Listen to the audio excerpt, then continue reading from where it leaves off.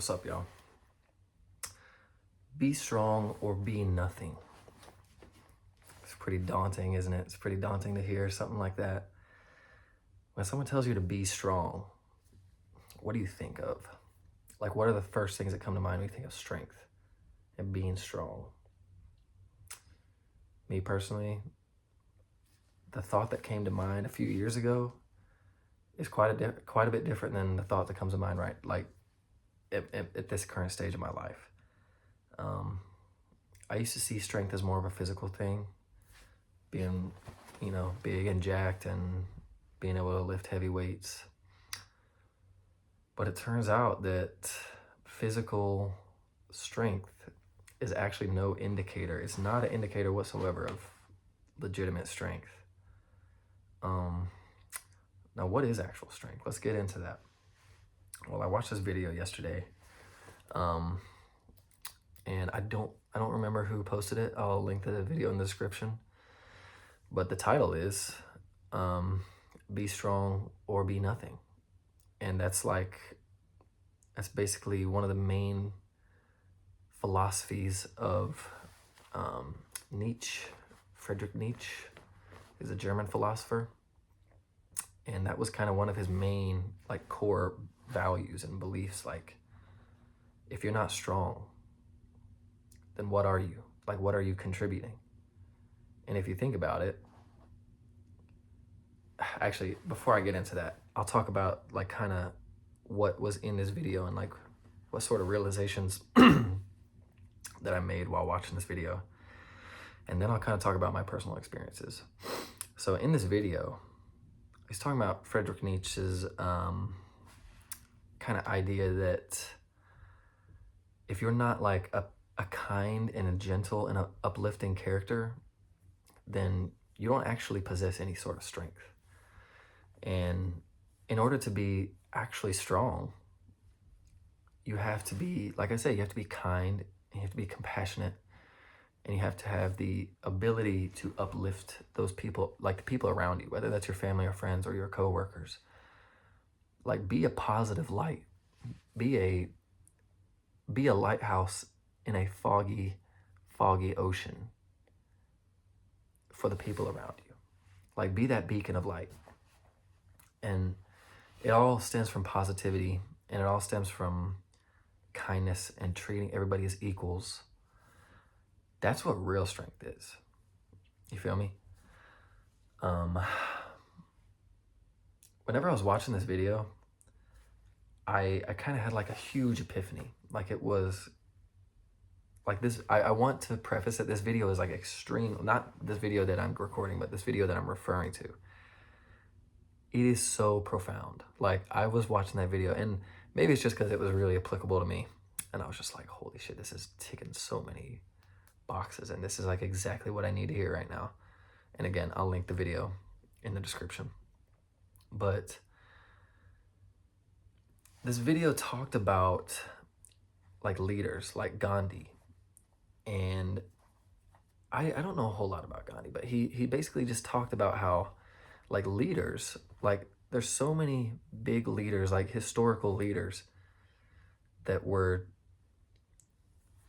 they were strong, they were actually strong, not physically, but Gandhi had the ability to uplift people around him, and he had the ability to treat everybody as equals. And what that does, it puts everybody on the same playing field. When you are in a corporate setting and you have your boss and you have your, whatever it is, administrator, and there's hierarchy to it, right? You are at the lowest level, assuming that you are an entry level position. There are people higher in the hierarchy than you. How does that make you feel? They are physically, well, not physically, but they are actually within this corporate setting, they are higher than you. They are above you. Now, how does that feel? It's I can't slip up around them. I can't say anything that might offend them. Just stuff like that. But somebody like Gandhi, everybody who is on his team, supporting him, they're all on the same playing field. He is bringing everybody up with them. So like, before he really achieved this success that he did, it was here. Everybody comes up with him, everybody on his team. Do you understand how that works? Like, real leaders are that way for a reason. They are strong and they understand the world around them, and they understand how to treat people, and they are grounded in their beliefs. And this video that I'm referring to also touched on the fact that, like, to be a leader and to be strong, you have to be grounded in your beliefs. You have to have like a fundamental set of beliefs, and that's like such a core element to it as well. And I'm just like sitting here, I'm watching this video, and I'm just like, this is crazy. Like, you don't really think about what it takes to be a leader and like what it takes to be strong until you really start to think about it, and you're like, wait, I can become strong, I can become a leader. Anyways, I'm just rambling on at this point, but I'll share a story and kind of wrap this up.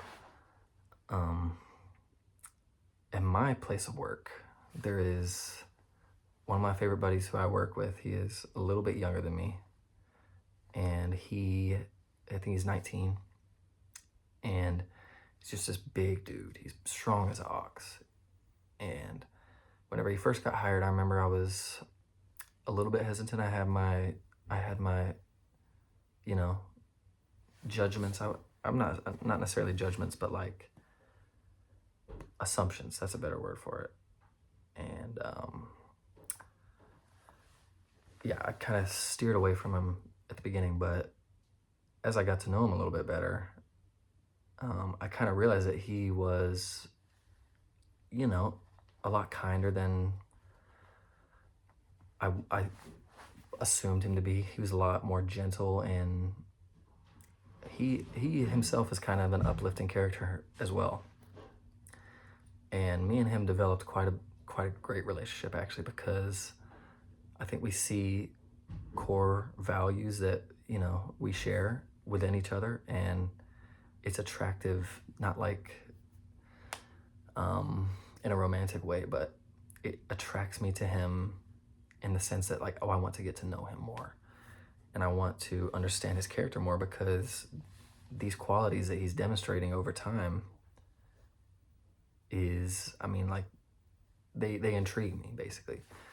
Anyways, that's a big ass build up for this one little quote, but basically a few weeks ago, I mean, like, I just wanted to set up the fact that I once was hesitant, and we are great friends now. And like I say, he's quite a bit younger than me, and he told me this one time, and he was like, you know, if there's one thing that I hate people call me, and that's young man. But if there was one person who I would let call me young man, it would be you. He was talking to me. I was like, wow. It was almost like shocking. Like I almost like wanted to cry, because I'm like, that means so much to me. You don't even like understand, because it's a demonstration of like my growth, as well as like his ability to be vulnerable with me. So when he told me that, I mean, I still don't even like really know how to comprehend that, because it was just such a incredible compliment. And he said, like, young man.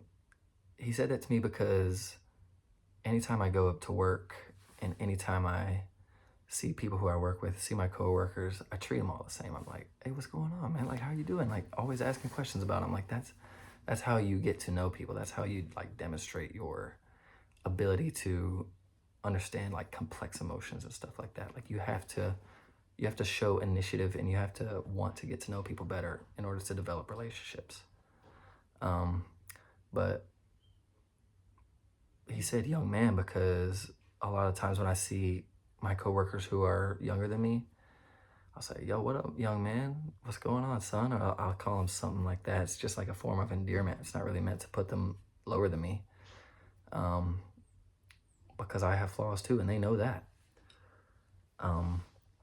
But that's where that comes from. And hearing that compliment was so incredible. And I still, like,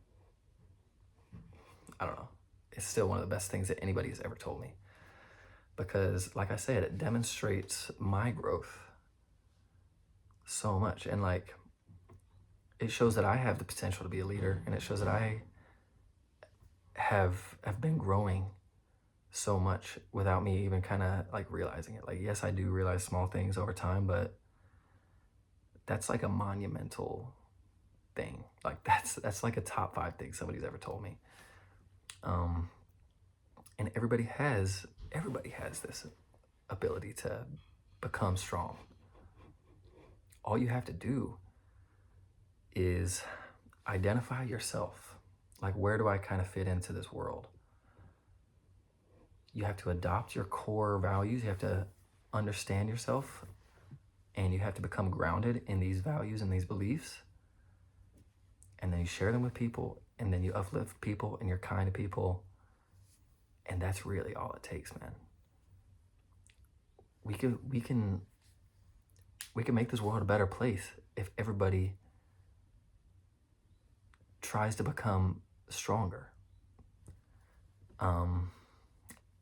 And we need to forget about this like stereotypical definition of strength, because physicality has nothing to do with your ability to uplift people and your ability to just be like a beacon of light for everybody who's involved with your life. That's all I really had to say, man. Go out and try to become strong. Go out and try to be a leader and uplift people, man. Just be kind. Just act in your best faith with every single decision that you make. And that's how you'll become strong. That's all I had to say, man. Y'all take it easy.